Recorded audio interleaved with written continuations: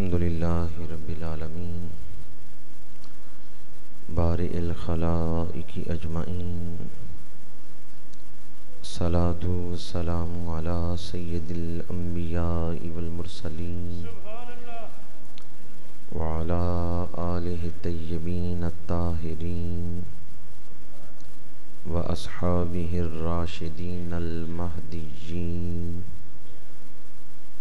اما بعد فاعوذ باللہ من الشیطان الرجیم بسم اللہ الرحمن الرحیم وقالوا قلوبنا غلف بل لعنهم اللہ بکفرہم فقلیلا ما یؤمنون ولما جاءهم کتاب من عند اللہ مصدق لما معهم وكانوا من قبل يستفتحون على الذين كفروا فلما جاءهم ما عرفوا كفروا به فلعنة الله على الكافرين صدق اللہ مولانا العظیم ان اللہ وملائکتہ یصلون علی النبی یا ایہا الذین آمنوا صلوا علیہ وسلموا تسلیما الصلاۃ والسلام علیک یا رسول اللہ وعلى آلك وأصحابك يا حبيب الله الصلاة والسلام عليك يا خطيب الأنبياء والمرسلين وعلى آلك وأصحابك يا رحمة للعالمين قابل صد احترام علماء کرام، مہمانان ذی وقار، برادران اسلام، حاضرین و سامعین،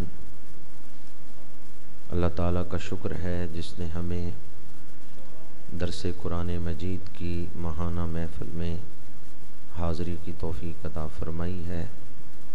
ہم سب یہاں قرآن مجید سمجھنے کے لیے اور چند گھڑیاں قرآن پاک کی صحبت میں گزارنے کے لیے جمع ہوئے ہیں۔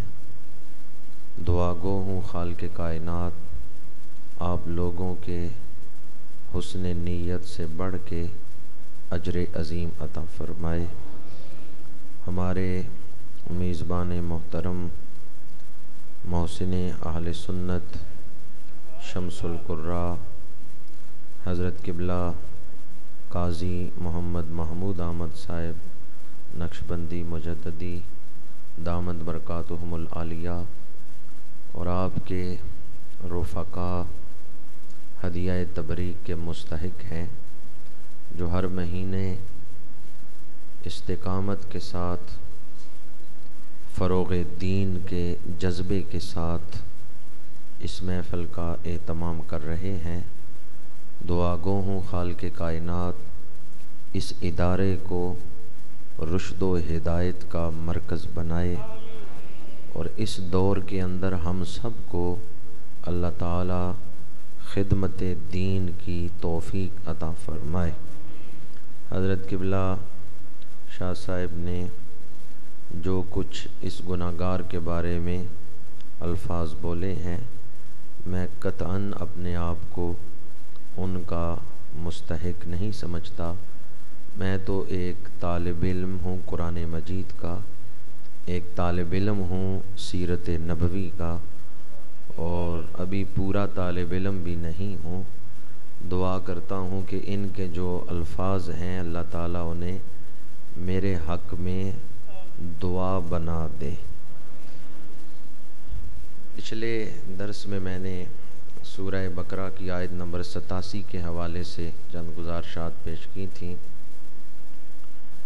آج جو آیات میں نے تلاوت کی ہیں ان کے حوالے سے علم ترجیحات کے موضوع پر گفتگو کروں گا، اور شاہ صاحب نے جو عنوانات ذکر کیے ہیں انہیں بیان کروں گا۔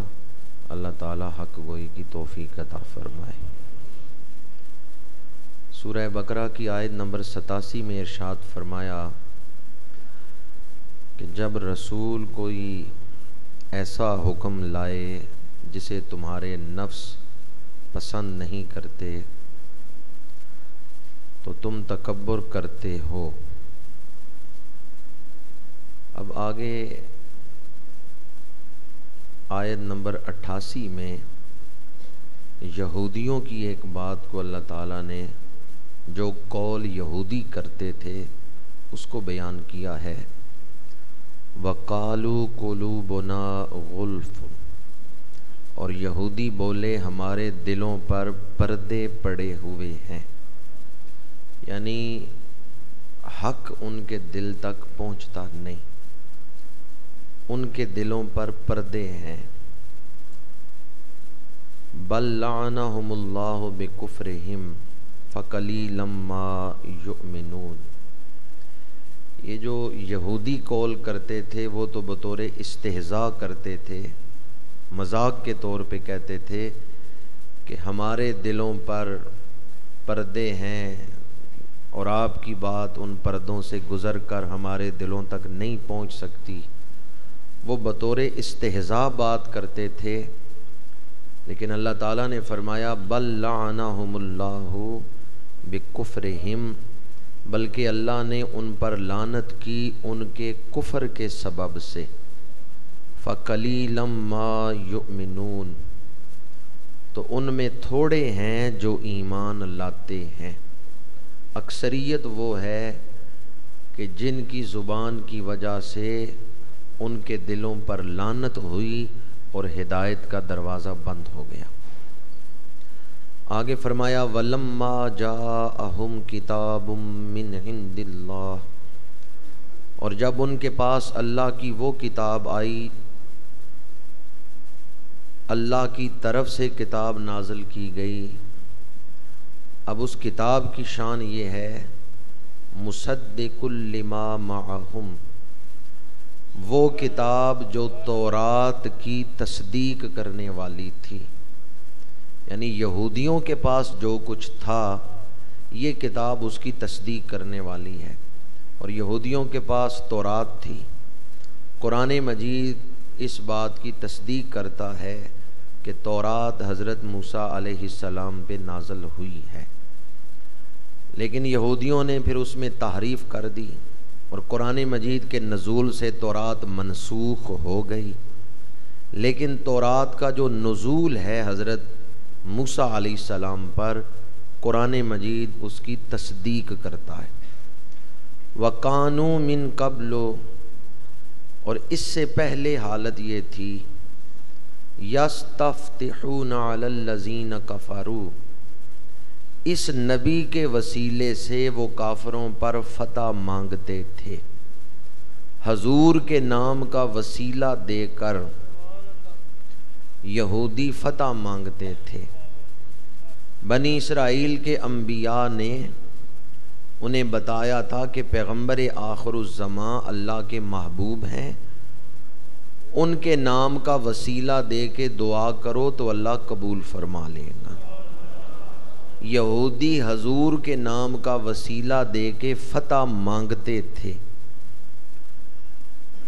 یہ باب استفعال جو ہے اس میں طلب پائی جاتی ہے، تو فتح کو جب باب استفعال پر لائے تو اس کا مطلب یہ ہے کہ یہودی فتح طلب کرتے تھے، فتح مانگتے تھے۔ فَلَمَّا جَاءَهُم مَّا عَرَفُوا كَفَرُوا بِهِ، تو جب وہ رسول جس کے وسیلے سے وہ دعا مانگتے تھے، جب وہ تشریف لے آیا ان کے پاس، وہ جانا پہچانا، ما عرفو جسے وہ پہچانتے ہیں، یعنی وہ جانا پہچانا رسول جب ان کے پاس آ گیا، کفروا بھی، تو انہوں نے اس کا انکار کر دیا، کفر کیا۔ فلعنت اللہ علی الکافرین، تو اللہ کی لعنت ہے کفر کرنے والوں پر، انکار کرنے والوں پر۔ کیا سبب ہے کہ وہ لوگ حضور کے نام کا وسیلہ دے کے تو فتح مانگتے تھے، لیکن جب حضور تشریف لے آئے تو انہوں نے حضور کو ماننے سے انکار کر دیا، حالانکہ وہ پہچانتے تھے آخری نبی امام الحرمین ہوگا، اور حضور نے دو قبلوں کی طرف منہ کر کے نماز پڑھائی ہے، یہ نشانی ظاہر ہو گئی۔ اس کے علاوہ متعدد نشانیاں یہودیوں کے ہاں موجود تھیں۔ سورہ مائدہ کی آیت نمبر 15 کی تفسیر میں مفسرین نے لکھا ہے، یا اہل الکتاب قد جاءکم رسولنا یبین لکم کثیرا مما کنتم تخفون من الکتاب ویعفو عن کثیر۔ علامہ جلال الدین سیوطی رحمۃ اللہ تعالی علیہ لکھتے ہیں، ایک یہودی نے تورات میں حضور کی نشانیاں پڑھیں تو اس کو یقین ہو گیا کہ یہ مکی مدنی رسول وہی ہے جس کا ذکر تورات میں موجود ہے۔ اگر یہودیوں کو علم ہو گیا کہ تورات میں ان کا ذکر موجود ہے تو یہودی یہودیت کو چھوڑ کے اسلام قبول کر لیں گے۔ اس نے تورات کے اندر وہ صفحے جو تھے وہ پھاڑ دیے، وہ صفحے نکالے اور اپنے گھر دیوار میں چھپا دیے۔ کچی دیوار تھی، اس کے اندر روزن تھا، سوراخ تھا، آلہ تھا، کاغذ رکھے اور دونوں طرف سے مٹی کا لیپ کر دیا۔ پھر وہ یہودی عالم آ گیا حضور کی بارگاہ میں اور آ کے کہنے لگا کہ اپنے نبی ہونے کی کوئی دلیل دیں۔ علامہ سیوطی فرماتے ہیں حضور نے ارشاد فرمایا، جو صفحے تو اپنے گھر دیوار میں چھپا کے آیا ہے ان کے اوپر جو میری نشانیاں لکھی ہوئی ہیں میں وہ پڑھ کے تمہیں سنا دیتا ہوں۔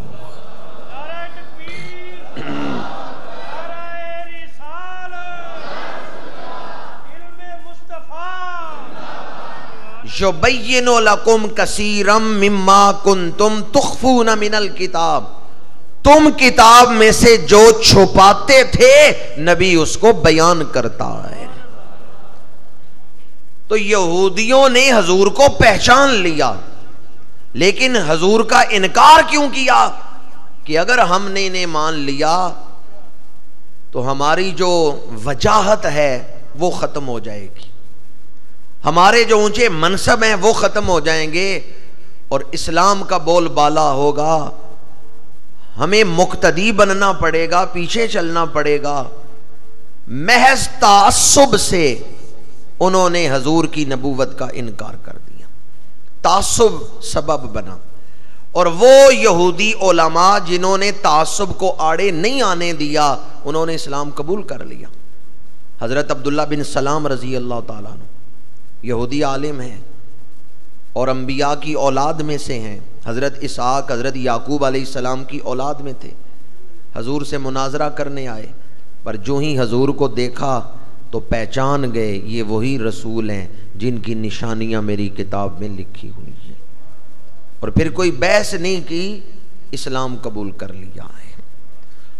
جنہوں نے تعصب کو آڑے نہیں آنے دیا انہوں نے حق کو قبول کر لیا، اور جنہوں نے تعصب سے کام لیا انہوں نے مادیت کو ترجیح دی، دنیا کو ترجیح دی، آخرت کو فراموش کر دیا اور حضور کا انکار کر دیا۔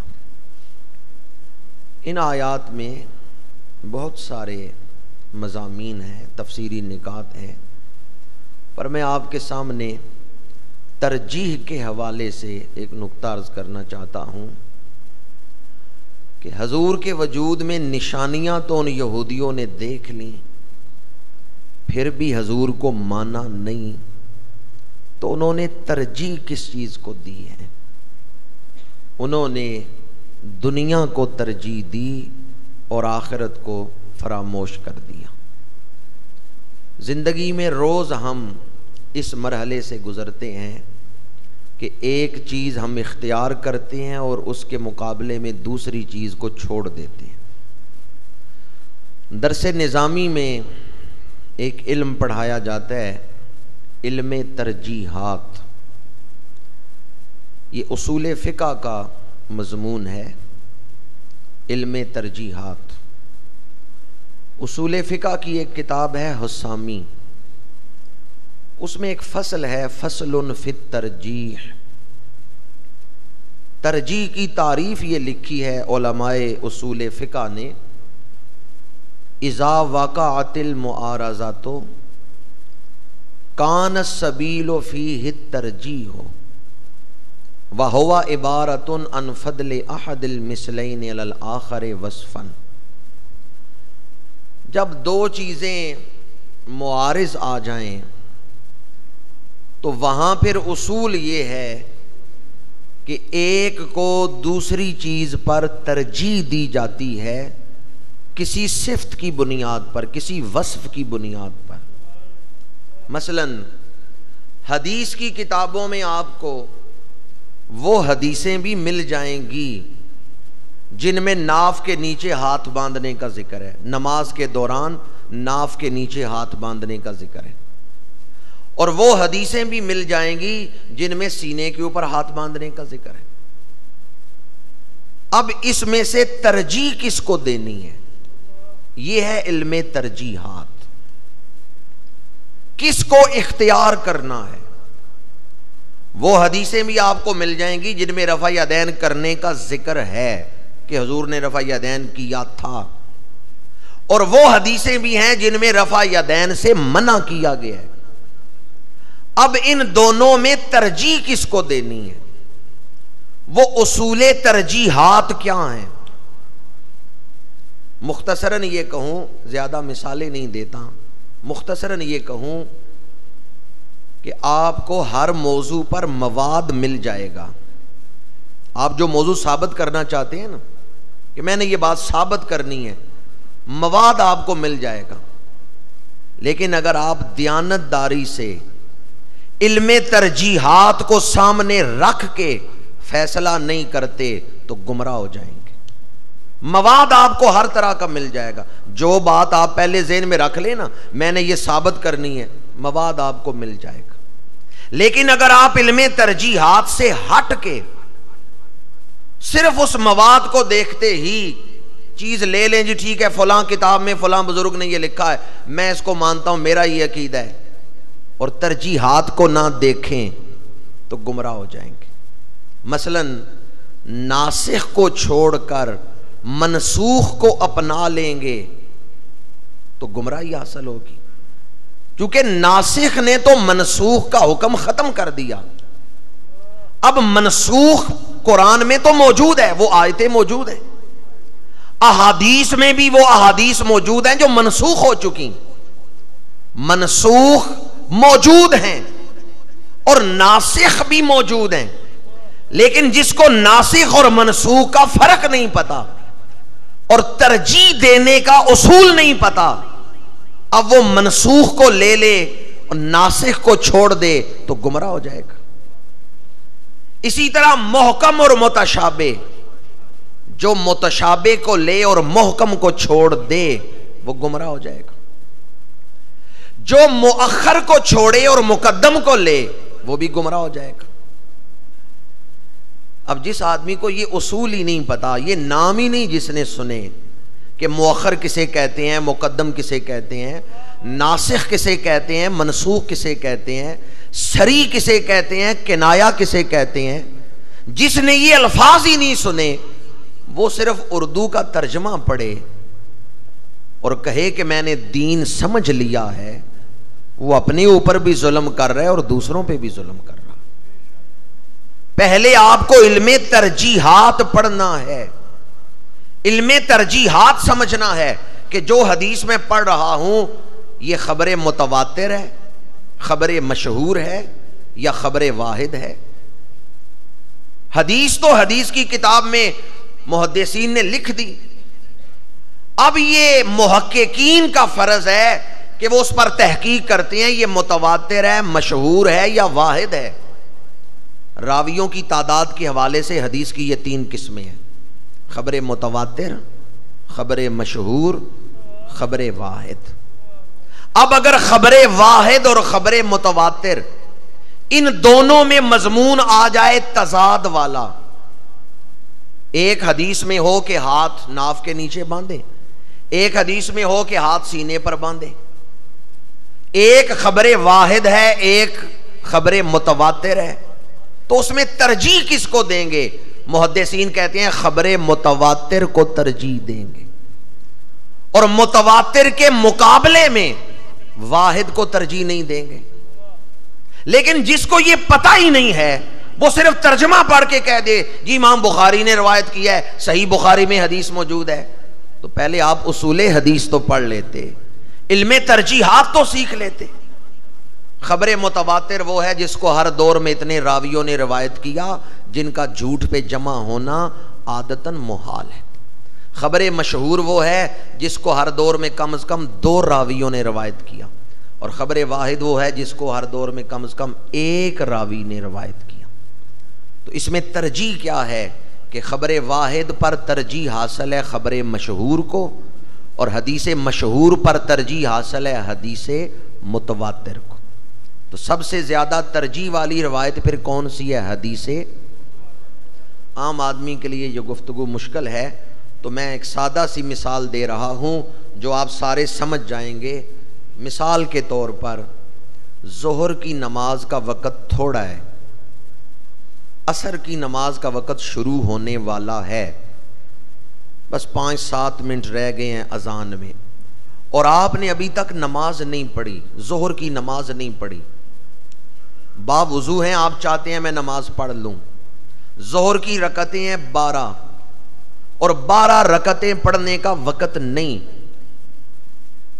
وقت ہے کہ آپ 4 رکعتیں پڑھ سکتے ہیں، تو پھر ان 12 رکعتوں میں سے کن 4 رکعتوں کو آپ ترجیح دیں گے؟ جی سنتیں پڑھیں گے یا فرض پڑھیں گے؟ یہ جو آپ کہہ رہے ہیں نا کہ ہم فرائض کو ترجیح دیں گے، یہی علم ترجیحات ہے کہ فقہا کے نزدیک سب سے زیادہ ترجیح فرائض کو، ان کے بعد واجب، واجب کے بعد سنت مؤکدہ، سنت مؤکدہ کے بعد سنت غیر مؤکدہ، اور اس کے بعد نوافل۔ یہ ترجیحات، جسے ترجیحات کا علم نہیں ہے وہ دین پہ عمل کر سکتا ہے یا دین کو سمجھ سکتا ہے؟ جسے یہ ہی نہیں پتا کہ فرائض زیادہ ترجیح رکھتے ہیں یا نوافل زیادہ ترجیح رکھتے ہیں۔ ایک آدمی تہجد تو پڑھے فجر نہ پڑھے، اللہ کے دربار میں سرخرو ہو جائے گا؟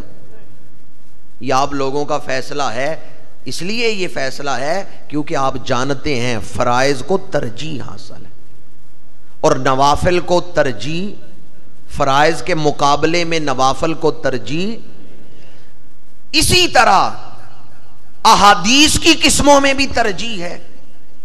جیسے آپ کہتے ہیں کہ فرض کے مقابلے میں نفل کو ترجیح نہیں دی جائے گی، تو اب اگر کوئی ناسخ کے مقابلے میں منسوخ کو ترجیح دے کے کہے کہ جی نہیں میرا تو یہ مسلک ہے، کیوں؟ فلاں کتاب میں یہ بات لکھی ہوئی ہے، تو یہ بات میں پہلے بیان کر چکا ہوں، مواد آپ کو ہر قسم کا مل جائے گا، آپ نے وہاں علم ترجیحات سے کام لینا ہے کہ کس چیز کو ترجیح دینی ہے اور کس کو چھوڑنا ہے۔ جس طرح دین سمجھنے کے لیے علم ترجیحات کا ماہر ہونا ضروری ہے۔ بعض لوگوں نے تو آج کل دین کو مذاق ہی سمجھ لیا ہے کہ ٹی وی پر سن لیا ہے تو سمجھ لیا ہے دین۔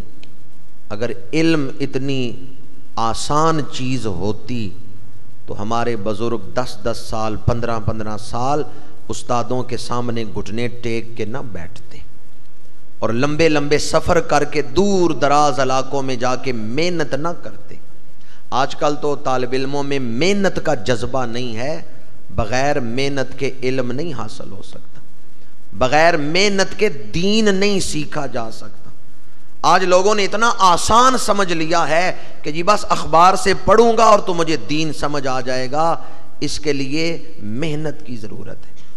دین اس سے سیکھیں جو دین سکھا سکتا ہو۔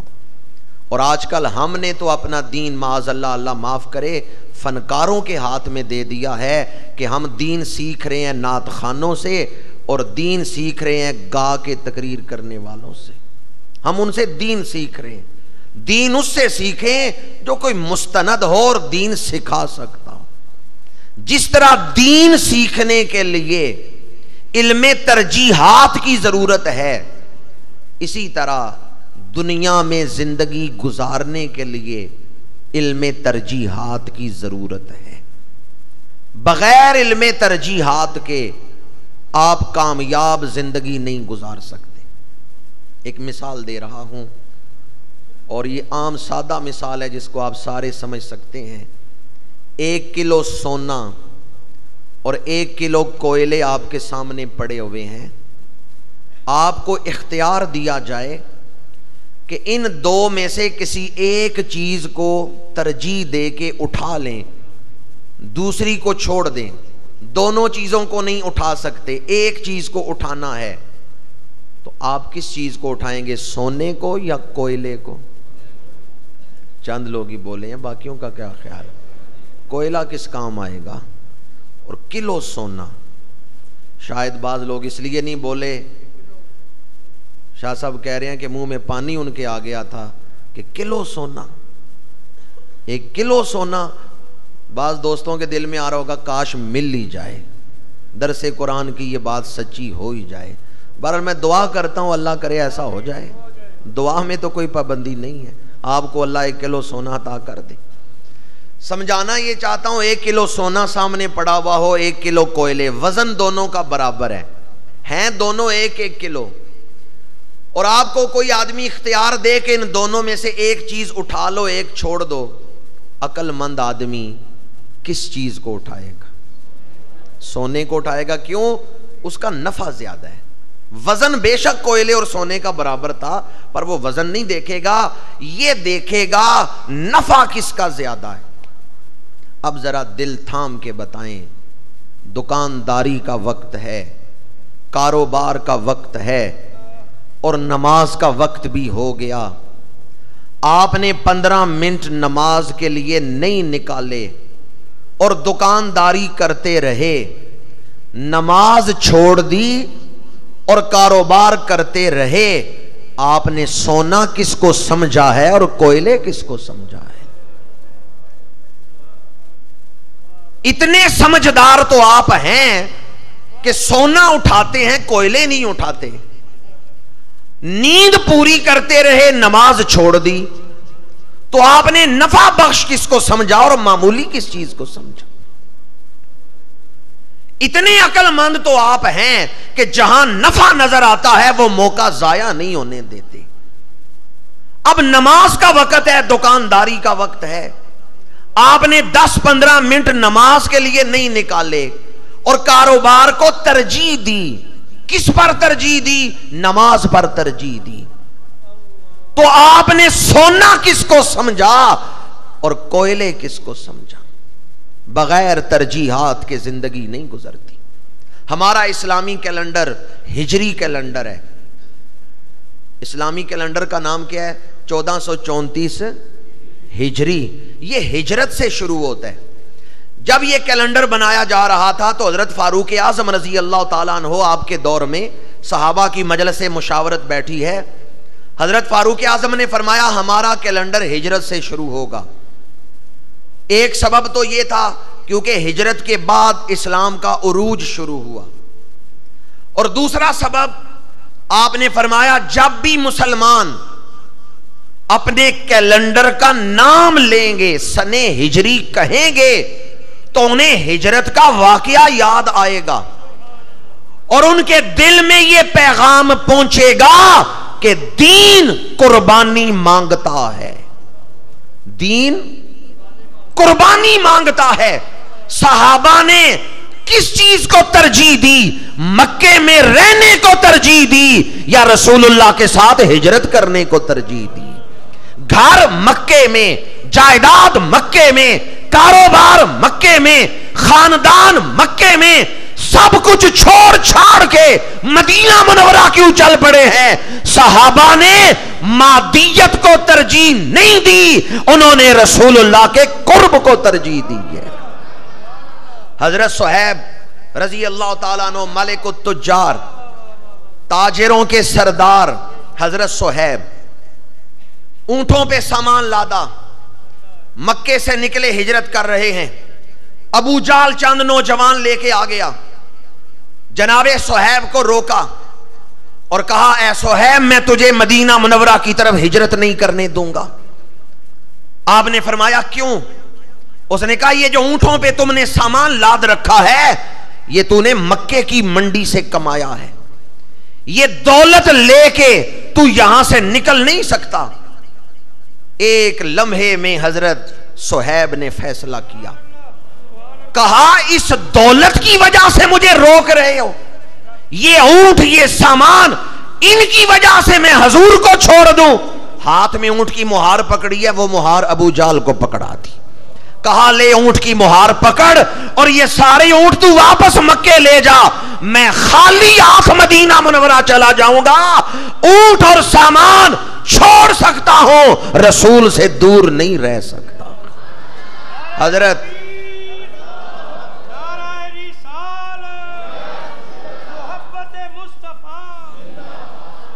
ہجری کیلنڈر اس بات کی یاد دلاتا ہے دین قربانی مانگتا ہے۔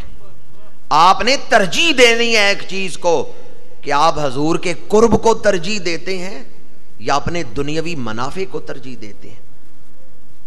صحابہ نے تو حضور کے قرب کے لیے وطن چھوڑے، مال قربان کیے، اور ہم 1 گھنٹہ ٹی وی نہیں چھوڑ سکتے، درود شریف نہیں پڑھیں گے، 2 گھنٹے ٹی وی کے آگے بیٹھے رہیں گے۔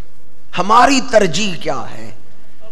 ہم 1 گھنٹہ درود شریف کو نہیں دے سکتے روزانہ، پر 2 گھنٹے ٹی وی کے آگے بیٹھے رہیں گے، اور اللہ معاف کرے اگر کوئی میچ ہو تو سارا دن ٹی وی کے آگے بیٹھے رہیں گے، پر 1 گھنٹہ درود شریف پڑھنے کے لیے وقف نہیں کر سکتے۔ ہماری ترجیحات کیا ہیں؟ ہم کن چیزوں کے لیے اپنی زندگی، وقت اور صلاحیتوں کو خرچ کر رہے ہیں؟ کل قیامت کے دن اللہ کے دربار میں ہم نے اس کا جواب دینا ہے کہ اللہ کی دی ہوئی نعمتیں، اللہ کی دی ہوئی صلاحیتیں کن چیزوں کو حاصل کرنے کے لیے ہم نے خرچ کی، ہماری ترجیحات کیا تھی۔ سن ہجری یہ بھی ہمیں قربانی کا جذبہ پیدا کرنے کا درس دیتا ہے۔ اور اسی ترجیح پر ایک اور حدیث میرے ذہن میں آئی، ہمارے آقا کریم بال اتروا رہے ہیں، بال ترشوا رہے ہیں، صحابہ ارد گرد کھڑے ہیں، صحابہ نے حضور کا کوئی ایک منہ مبارک بھی زمین پہ نہیں گرنے دیا، صحابہ نے حضور کے منہ مبارک اٹھا کے اپنے پاس محفوظ کیے ہیں، تبرک بنا کے رکھیں۔ حضور کے سامنے کھڑے ہیں، چہرے کی طرف کھڑے ہیں حضرت خالد بن ولید، سیف اللہ خالد بن ولید رضی اللہ تعالیٰ عنہ فرماتے ہیں حضور کی پیشانی مبارک سے جب بال اتارے گئے، ایک بال گرا ہے، میں نے اسے اٹھا لیا ہے، اور اس بال کو میں نے ٹوپی میں سی کے، منہ مبارک کو ٹوپی میں سی کے امامہ شریف کے اندر رکھ لیا۔ جس بھی میدان جنگ میں خالد بن ولید جاتے، منہ مبارک والی ٹوپی پہن کے جاتے، اوپر امامہ شریف۔ بڑا مشہور واقعہ آپ نے 12 سنا ہوگا، پر میں صرف ترجیحات والا نقطہ عرض کرنا چاہتا ہوں۔ گھمسان کا رن پڑا ہے، جنگ ہو رہی ہے، حضرت خالد بن ولید کا امامہ شریف گر پڑا ہے، وہ امامہ شریف جس میں منہ مبارک ہے۔ آپ نے فوراً اپنی تلوار روکی، فوراً تلوار نیام میں ڈالی، اور سواری پہ بیٹھے ہی جھکے ہیں نیچے امامہ شریف کو اٹھانے کے لیے۔ اب یہ امکان موجود ہے کہ کوئی تلوار چلے جو آپ کی گردن تک پہنچ جائے، کیونکہ ارد گرد تلواریں چل رہی، یہ امکان موجود ہے، کہ کوئی تلوار آپ کی گردن تک پہنچ جائے. لیکن حضرت خالد بن ولید نے اس وقت ترجیح کس چیز کو دی ہے؟ اپنی گردن بچانے کو ترجیح دی ہے یا ادب منہ مبارک کو ترجیح دی ہے؟ عشق نے یوں تڑپا کے رکھ دیا ہے کہ اپنی گردن بچانے کا تو خیال ہی نہیں رہا. ساری توجہ اس طرف ہے کہ منہ مبارک سواریوں کے پیروں کے نیچے نہ آئے. عشق نے حضرت خالد بن ولید کو کیا سبق پڑھایا ہے، کیا درس دیا ہے؟ گردن بچانے کی طرف تو ان کا خیال ہی نہیں گیا. ان کی توجہ اس طرف ہے کہ منہ مبارک سواریوں کے پیروں کے نیچے نہ آئے. وہ صحابہ جو اپنی جان سے بڑھ کے ناموس رسالت کو ترجیح دیتے تھے، اللہ انہیں فتح عطا فرما رہا ہے. کی محمد سے وفا تو نے تو ہم، یہ جہاں چیز ہے کیا لوح و قلم. کوئی حضور سے وفا کر کے تو دیکھے. ترجیحات میں حضور سے وفا کو ترجیح بنا کے دیکھے، پھر دیکھے میرے آقا کریم اس پہ رنگ کیسا چڑھاتے. حضرت خالد بن ولید نے ترجیح دی تو اپنی جان پر ادب رسول کو ترجیح دی. اور سینکڑوں مثالیں صحابہ کرام کی زندگیوں سے اس پر مل جائیں گی، جس میں ترجیحات کا مضمون ثابت ہوتا ہے. یہ ایک وسیع سمندر ہے علم ترجیحات. اور میں نے جو آیات پڑھی ان میں ایک پہلو تھا کہ ان لوگوں نے، ان یہودیوں نے تعصب اور ایمان، ان دونوں میں سے تعصب کو ترجیح دی اور ایمان کو چھوڑ دیا. کس چیز کو ترجیح دی؟ تعصب کو انہوں نے ترجیح دی کہ ہم یہودی ہیں، باپ دادا سے یہودی ہیں، ہم کیوں حضور کی عظمت کو مانیں، حضور کی شان کو مانیں. اگر ہم نے حضور کی شان مان لی، حضور کی عظمت مان لی، اور جس نبی کے وسیلے سے ہم دعائیں کرتے تھے وہ نبی آ گیا ہے، اگر اسے مان لیا تو ہماری جو وجاہت ہے، واہ واہ بنی ہوئی ہے، ٹھاٹ باٹ ہے، اور جو ذریعہ معاش ہے وہ ختم ہو جائے گا. تو انہوں نے ترجیح کس کو دی؟ تعصب کو یا ایمان کو؟ بڑی آپ کی توجہ چاہوں گا. آج اس دور میں بھی کئی لوگ ایسے ہیں، ان کو آپ کھول کے دین بیان کریں، دلائل کے انبار لگا دیں، پھر بھی وہ حق کو نہیں مانیں گے. ان کی سوئی بھی اسی تعصب پہ اٹکی ہوئی ہے. بالخصوص جو اس مہینے کا موضوع ہے، حضرت سیدنا صدیق اکبر کی شان اور عظمت. بعض لوگ کہتے ہیں جی بس ہم اہل بیت سے محبت کرتے ہیں. تو انہوں نے محبت اہل بیت کا مطلب یہ لیا ہے کہ صحابہ سے تعصب کیا جائے، ان کی عظمت کا اور شان کا انکار کیا جائے. یہ مطلب سمجھا ہے انہوں نے محبت اہل بیت کا. حالانکہ محبت اہل بیت کا مطلب یہ ہے جس سے اہل بیت محبت کرتے ہیں تم بھی اس سے محبت کرو. کیا خیال ہے آپ کا؟ جن سے اہل بیت محبت کرتے ہیں ہمیں بھی ان سے محبت کرنی چاہیے یا نہیں کرنی چاہیے؟ اگر کسی کو حضرت علی شیر خدا سے محبت ہے تو ان سے محبت کرے جن کے پیچھے حضرت علی نمازیں پڑھتے رہے ہیں. حضرت علی شیر خدا رضی اللہ تعالیٰ عنہ نے صرف حضرت سیدنا صدیق اکبر کی حکومت کو مانا ہی نہیں، صرف مانا ہی نہیں بلکہ حکومت مضبوط کرنے کے لیے اپنی خدمات بھی پیش کی ہیں. حضرت علی المرتضیٰ نے جناب صدیق اکبر کا ساتھ دیا ہے. ایک ہے نا صرف ماننا، ایک ہے ساتھ دینا. حضرت علی شیر خدا نے جناب صدیق اکبر کا ساتھ دیا ہے. اس بات کی طرف بہت کم لوگوں کی توجہ ہوگی جو میں عرض کرنے لگا ہوں. جو آدمی حضرت صدیق اکبر کا انکار کر دے وہ قرآن کو نہیں مان سکتا. جو آدمی کہنا میں حضرت صدیق اکبر کو نہیں مانتا وہ قرآن کو نہیں مان سکتا. کیوں؟ یہ قرآن کس کے دور میں جمع کیا گیا ہے؟ اسی لیے ان لوگوں نے قرآن کا بھی انکار کر دیا ہے. بغض صدیق کا نتیجہ یہ ہے کہ پھر آدمی قرآن کو نہیں مانتا، کیونکہ یہ قرآن مجید حضرت سیدنا صدیق اکبر کے دور میں جمع کیا گیا. اور دوسری بات، جو حضرت صدیق اکبر کا انکار کر دے وہ ان ساری حدیثوں کا انکار کرے گا جو اہل بیت کی شان میں ہیں. کیوں؟ اہل بیت کی شان والی حدیثیں یا حضرت صدیق اکبر نے روایت کی ہیں، یا حضرت عائشہ صدیقہ نے روایت کی ہیں، یا ان لوگوں نے روایت کی ہیں جو حضرت صدیق اکبر کو ماننے والے ہیں. تو وہ لوگ جو حضرت صدیق اکبر کو نہیں مانتے، میں انہیں کہتا ہوں اہل بیت کی شان والی ساری حدیثوں کو چھوڑ دو. جو اہل بیت کی شان میں حدیثیں تم بیان کرتے ہو یہ ان صحابہ نے روایت کی ہیں جو حضرت صدیق اکبر کو مانتے تھے. جو حضرت صدیق اکبر کو نہیں مانتا وہ قرآن کا انکار کرے گا، وہ احادیث کا انکار کرے گا، اور وہ تمام صحابہ کا انکار کرنے والا ہے. حضرت صدیق اکبر کی بے ادبی صرف حضرت صدیق اکبر کی بے ادبی نہیں، تمام صحابہ کی بے ادبی ہے. کیوں؟ حضرت صدیق اکبر کے ہاتھ پر تمام صحابہ نے بیعت کیا یا نہیں کی؟ معاذ اللہ ثم معاذ اللہ ثم معاذ اللہ.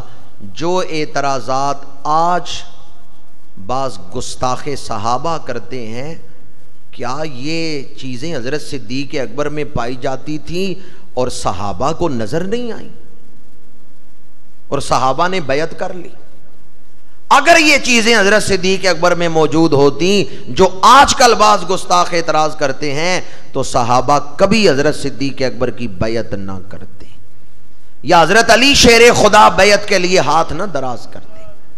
حضرت علی شیر خدا نے جو بیعت کی ہے اصحاب ثلاثہ کی، یہ اس بات کی دلیل ہے کہ وہ بیعت کے لائق تھے، بیعت کے اہل تھے. ترجیحات کا مضمون میں نے شروع کیا تو آپ کے دلوں پر دستک دینا چاہتا ہوں، اور یہ بات اپنے دوستوں تک، احباب تک، معاشرے تک پہنچائیں کہ تم تعصب کو اہمیت دیتے ہو یا ایمان کو اہمیت دیتے ہو. تم ترجیح کس کو دیتے ہو؟ اگر تم تعصب کو ترجیح دو گے تو ایمان کا جنازہ نکل جائے گا. آؤ تعصب کو چھوڑ کے ایمان کو ترجیح دو.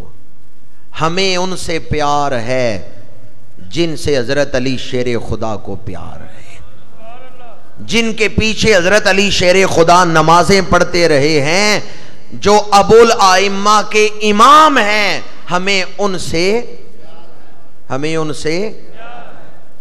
حضرت علی شیر خدا کرم اللہ وجہ الکریم، آپ کا کیا کیا رشتہ ہے حضرت سیدنا صدیق اکبر کے ساتھ. اگر وہ آپ کے علم میں ہو تو پھر بھی کبھی دل میں بے ادبی کا جذبہ پیدا نہ ہو. یا ہمارے آقا کریم کے ساتھ حضرت سیدنا صدیق اکبر کا کیا کیا رشتہ ہے. ایک رشتہ تو یہ ہے کہ شجرے میں چھٹی پشت میں جا کے حضرت صدیق اکبر کا شجرہ حضور کے ساتھ مل جاتا ہے. حضور کے شجرے میں ایک نام آتا ہے مرہ بن کعب. یہ جو مرہ بن کعب ہیں حضور کے شجرے میں ان کا نام آتا ہے.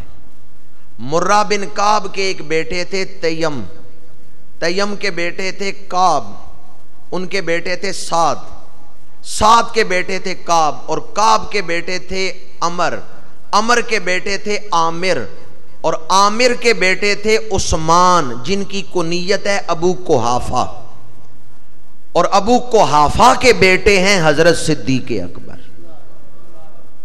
یعنی مرہ بن کعب کی اولاد میں ہی حضرت صدیق اکبر ہیں، اور جناب مرہ بن کعب کی اولاد میں ہی ہمارے آقا کریم تشریف لائے ہیں. اوپر سے شجرہ ایک ہی. دوسری رشتہ داری، حضرت سیدنا صدیق اکبر کی پیاری بیٹی حضرت عائشہ صدیقہ حضور کے حرم میں ہے. تیسری رشتہ داری، حضرت سیدنا صدیق اکبر رضی اللہ تعالی عنہ کی دوسری بیٹی اسماء بنت ابی بکر، وہ حضور کے پھوپھی زاد بھائی زبیر بن عوام کے گھر ہیں۔ حضور کی پھوپھی ہیں حضرت صفیہ۔ حضرت صفیہ کا نام آپ نے بارہ سنا ہوگا۔ حضور کی پھوپھی ہیں حضرت صفیہ۔ حضرت صفیہ نے اپنے بیٹے زبیر کی شادی کی ہے تو حضرت صدیق اکبر کے گھر کی ہے۔ حضرت صدیق اکبر کی ایک بیٹی حضور کے گھر اور دوسری بیٹی حضور کے پھوپھی زاد بھائی جناب زبیر کے گھر۔ تین رشتہ داریاں میں نے بیان کی۔ چوتھی رشتہ داری حضور کی زوجہ مطہرہ ہیں، ہم سب کی روحانی ماں ہیں، حضرت میمونہ رضی اللہ تعالی عنہا۔ حضرت میمونہ کی سگی بہن ہیں، والدہ کی طرف سے سگی بہن ہیں اسماء بنت امیس، اور یہ اسماء بنت امیس حضرت صدیق اکبر کے نکاح میں ہیں۔ دو سگی بہنیں ہوں تو ان کے خامند آپس میں کیا رشتہ رکھتے ہیں جی؟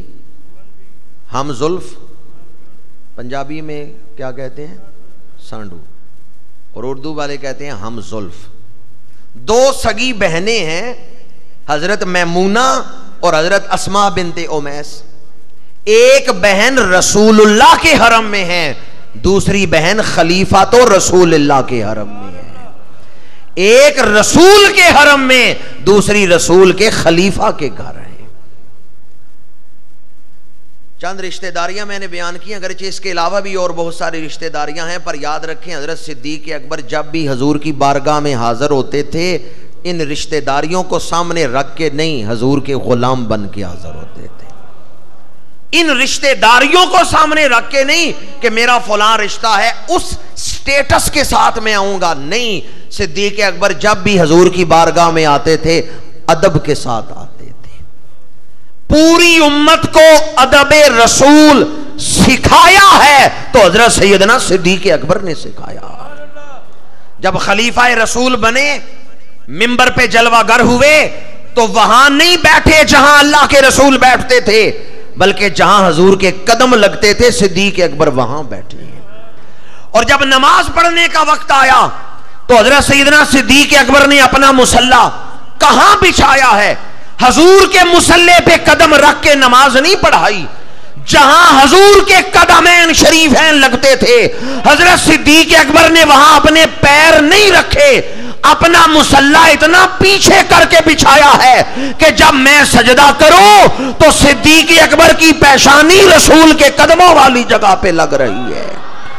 اے یار غار، آپ کے مزار پہ کروڑا رحمتوں کا نزول ہو، آپ نے قیامت تک آنے والی امت کو بتا دیا ہے کہ ادب کسے کہتے ہیں۔ جہاں نبی کے قدم لگے ہیں وہاں صدیق اپنی پیشانی رکھ رہے ہیں۔ حضرت سیدنا صدیق اکبر اس امت کے پہلے امام، دین سکھا رہے ہیں، دنیا کو ادب رسول سکھا رہے ہیں۔ حضرت سیدنا صدیق اکبر رضی اللہ تعالی عنہ کے حوالے سے اکثر میں ایک جملہ کہتا ہوں، یہ خلیفہ رسول کا ذکر آیا تو اس لیے میں وہ جملہ دہرا رہا ہوں۔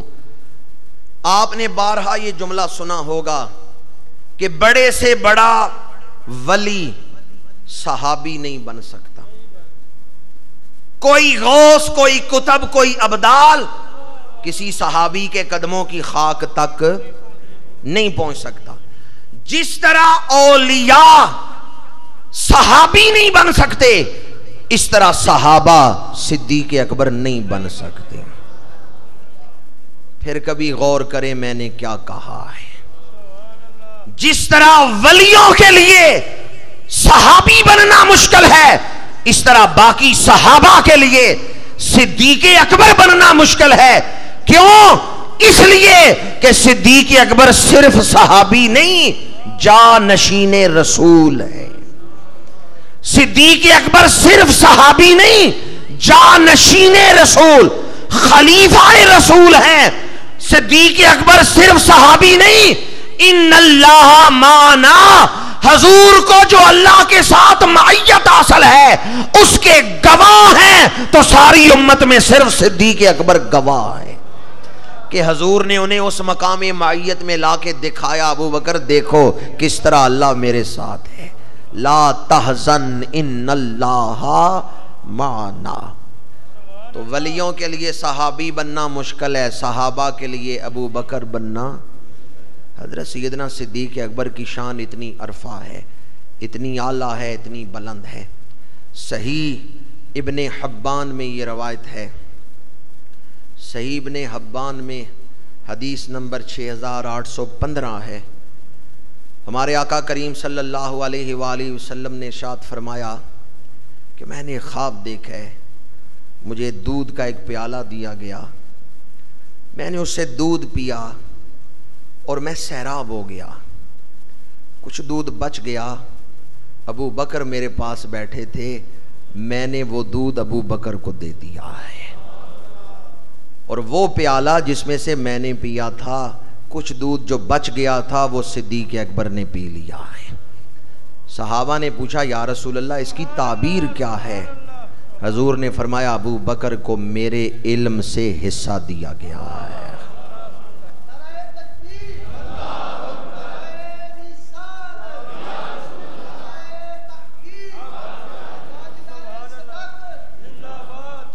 حضرت سیدنا صدیق اکبر کو اپنی نظر سے نہ دیکھو، رسول اللہ سے پوچھو صدیق کون ہے۔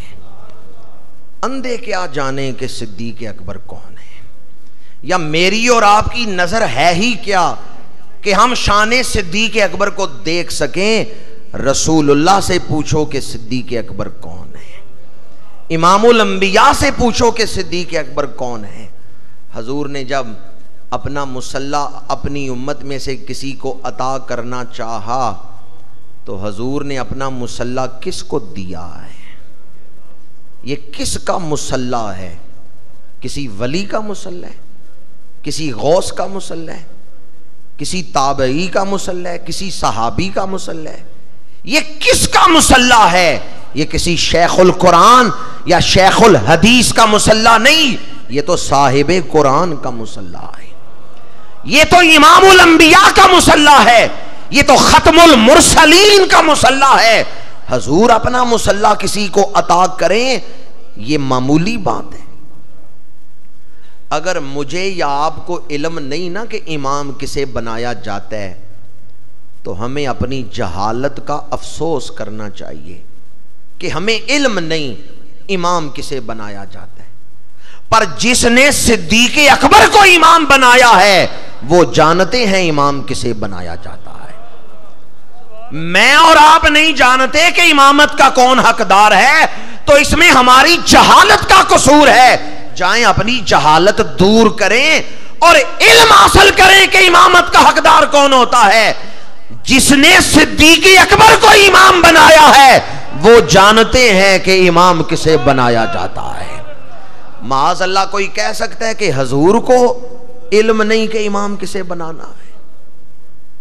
جو یہ گمان بھی کرے ایمان سے خارج ہو جائے گا۔ اللہ کے رسول جانتے ہیں کسے اپنا مصلح دینا ہے، کسے اس امت کا پہلا امام بنانا ہے۔ اللہ کے رسول نے جنہیں اس امت کا پہلا امام بنایا ہے، ہم انہیں اس امت کا پہلا امام مانتے ہیں۔ شان صدیق اکبر کا عنوان بھی بڑا متعدد احادیث ہیں فضائل میں، ان کا تو احاطہ نہیں ہو سکتا۔ میں آپ کی خدمت میں وہی بات دہراؤں گا کہ اپنے ذاتی جذبات کو دین پہ غالب نہ کریں، دین کو اپنے جذبات پہ غالب کریں۔ بعض لوگ تعصب سے کام لیتے ہیں اور حق کو چھوڑ دیتے ہیں۔ الحمدللہ اہل سنت و جماعت کے بزرگوں نے ہمیشہ قرآن اور حدیث کو ترجیح دی ہے، اور قرآن اور حدیث کی روشنی میں اپنے جذبات کو استوار کیا ہے۔ ہمیں ان سے محبت ہے جن سے اللہ کے رسول کو محبت ہے۔ آخری بات کر رہا ہوں، اہل سنت، اہل بیت اور صحابہ دونوں کے خادم ہیں اور دونوں کے نوکر ہیں۔ صحابہ کی محبت کا تقاضا ہے کہ اہل بیت سے محبت کی جائے، اہل بیت کی محبت کا تقاضا ہے کہ صحابہ سے محبت کی جائے۔ اگر کسی کو صحابہ سے محبت ہو اور اہل بیت سے محبت نہ ہو تو وہ اہل سنت نہیں ہے، اور اگر کسی کو اہل بیت سے محبت ہو، نام کی محبت ہو، اور صحابہ کا بغض ہو تو وہ بھی اہل سنت نہیں۔ اہل سنت وہ ہیں کہ دونوں کے تذکرے پر جن کا دل خوش ہو جاتا ہے۔ اہل بیت کا ذکر ہو تو دل کھل اٹھتا ہے، دل میں ان کے باز نہیں آتا، گھٹن نہیں آتی۔ اور اگر ان دونوں میں سے کسی ایک کے ذکر پر دل میں گھٹن آئے تو پھر ہمیں اپنے ایمان کی فکر کرنی چاہیے۔ دونوں کے ذکر میں سے کسی کے ذکر پر بھی دل میں گھٹن نہیں آنی چاہیے۔ صحابہ کا ذکر ہو دل خوش ہو جائے، اہل بیت کا ذکر ہو دل خوش ہو جائے۔ جس کے دل کی یہ کیفیت ہے وہ کامل مومن ہے۔ اور اگر ان دونوں کے ذکر میں سے کسی ایک کے ذکر پر دل میں گھٹن آئے تو پھر اسے اپنے ایمان کی فکر کرنی چاہیے، اس لیے کہ صحابہ ہیں تو حضور کے ہیں، اہل بیت ہیں تو حضور کے۔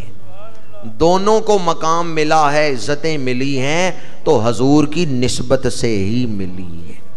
اس لیے ہم تو مدینہ منورہ کے ان ذروں کو بھی آنکھوں کا سرما بناتے ہیں، خاک کے ذروں کو، جنہیں اس شہر سے نسبت ہے جس شہر میں ہمارے آقا کے قدم لگے ہیں۔ تو جو اس شہر کی خاک سے محبت کرتے ہیں وہ حضور کے گھر کے اندر رہنے والوں سے کتنی محبت کرتے ہوں۔ ہم تو صبح و شام یہ دعا مانگتے ہیں، الہی بحق کے بنی فاطمہ کہ بر قول ایمان کنی خاتمہ، اگر دعوتم رد کنی ور قبول، منو دست و دامانے آل رسول، منو دست و دامانے آل رسول۔ حضرت سیدنا صدیق اکبر رضی اللہ تعالی عنہ، آپ کا وصال مبارک اس مہینے کی 22 تاریخ کو ہوا، اور آپ محسن اسلام ہیں۔ آپ کو ماننا یہ ضروری ہے۔ مکتوبات شریف پڑھ کے دیکھیں، امام ربانی فرماتے ہیں، سیدنا مجدد الفسانی رحمت اللہ تعالی علیہ، کہ اگر صحابہ کرام کی دیانت پر، امانت داری پر تمہارا ایمان نہ ہو تو قرآن و حدیث پر ایمان ختم ہو جائے گا، کیونکہ یہ قرآن و حدیث ہم تک پہنچے ہیں تو صحابہ کے ذریعے ہی پہنچے ہیں۔ ہمارا یہ ایمان ہے، صحابہ کرام مخلص تھے، اسلام کے سچے خدمتگار تھے، جن کی تعریف اللہ نے قرآن میں کی، والسابقون الاولون من المہاجرین والانصار والذین اتبعوہم باحسان رضی اللہ عنہم ورضوا عنہ۔ مجھے بس اتنا بتا دیں، جن کی تعریف اللہ کرے وہ ہماری تعریف کے محتاج ہیں۔ اگر آج ان کی کوئی تعریف نہ بھی کرے تو ان کو کوئی فرق ہے؟ کیوں؟ ان کی تعریف تو اللہ کر رہا ہے، اور کن لفظوں کے ساتھ کر رہا ہے؟ رضی اللہ عنہم، اللہ ان سے کون راضی ہو گیا؟ اللہ راضی ہو جائے تو پھر کسی اور کی ناراضگی کی فکر ہی کیا ہے؟ اللہ راضی ہو گیا تو اب کوئی عام دنیا کا عام انسان ناراض بھی ہو جائے تو کوئی فرق؟ صحابہ وہ ہیں جن پر اللہ راضی ہو چکا ہے، اور اللہ ان کی تعریف کر رہا ہے قرآن مجید میں۔